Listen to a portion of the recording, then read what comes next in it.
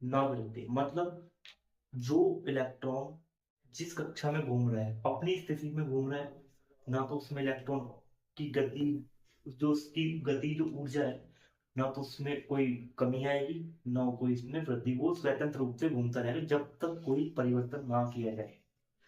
समझिए, मतलब समझो, समझो बात को। ये चीज इंपॉर्टेंट है। जैसे कि इलेक्ट्रॉन घूम रहा है, इलेक्ट्रॉन अपनी कक्षा के चारों ओर घूम रहा है। जो इलेक्ट्रॉन जो है ये यहाँ घूम रहा है ना, इसमें कोई भी, इसकी ऊर्जा में कोई चेंज नहीं, इसको कोई कुछ देंगे ही नहीं, इसको अधिक ऊर्जा देंगे ही नहीं, तो ये अपनी इलेक्ट्रॉन अपनी स्थिति में घूमता ही रहेगा बिना कोई क्षय, ना कोई कमी ना वृद्धि के। ये अपने ही परिधि में घूमता रहेगा।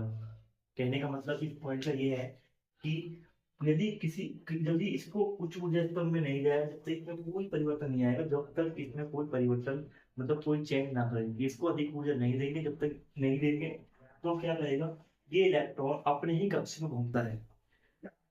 सबसे सिंपल बात ये बोल।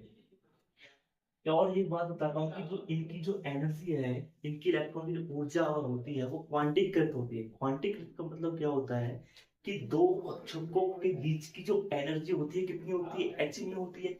हमने प्लांक के स्थिरांक के अकॉर्डिंग क्या पढ़ा था, प्लांक के स्थिरांक के अकॉर्डिंग पढ़ा था कि दो इनकी इलेक्ट्रॉन की एनर्जी जो है, एक एनर्जी क्या होती है, E बराबर एच में होती है। ठीक है, तो सपोज करो कि ये हमारे चार पांच हो गए, ये हमारे ऊर्जा स्तर हो गया। ठीक है, इसकी इसकी इसकी क्या है, इसकी इसकी H1 है, Smu2, Smu3, Smu4। मतलब इनकी जो है, इनकी जो एनर्जी है वो अलग अलग है। ठीक है, ठीक है।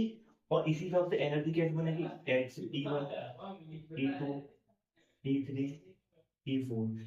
इस हिसाब से एनर्जी लेवल का ग्राफ कैसे बनाएंगे हम, एनर्जी लेवल का ग्राफ कैसे, मतलब एनर्जी को कैसे डिफाइन करेंगे कि पहले की ऊर्जा, किसकी ऊर्जा सबसे ज्यादा है, E1 की सबसे कम, E2 की सब उससे अधिक, E3 की उससे अधिक, E4 की उससे अधिक।